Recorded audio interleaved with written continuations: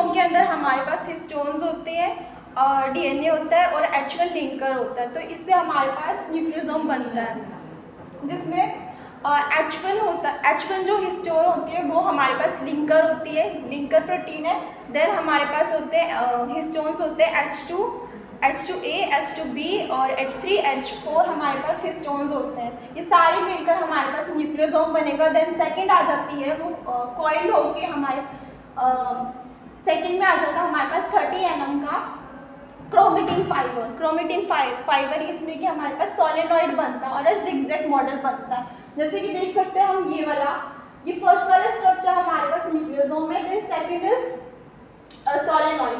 Then solenoid जो कि हमारे पास 30 nm का है। सोलेनॉइड जो सोलेनॉइड और ज़्यादा फर्दर फॉर्म कॉइल होता है।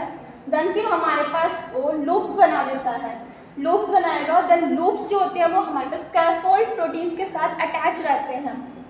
उनका जो डायमीटर होता है उसका 300 mm का होता है। देन हमारे पास आ गया फिर उसके बाद में जो डोमेन जो लूप्स है। देन और फर्दर कॉइल होके हमारे पास बन जाते हैं कंडेंस क्रोमेटिन्स बनाते हैं, जो कि हमारे पास 700 mm की कंडेंस क्रोमेटिन होती है। देन आफ्टर हमारे पास जो क्रोमेटिन्स और फर्दर कॉइल होके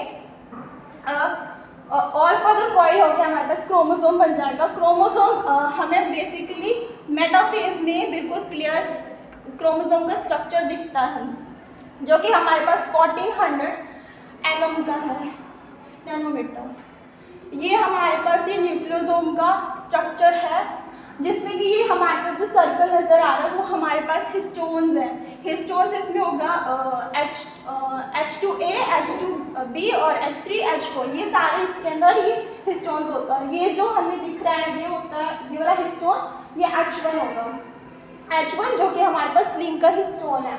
फिर ये जो हमें रैप्ड अराउंड दिख रहा है, एक्चुअली ये डीएनए रैप्ड होता है अराउंड, सराउंड करता है ये डीएनए इस हिस्टोन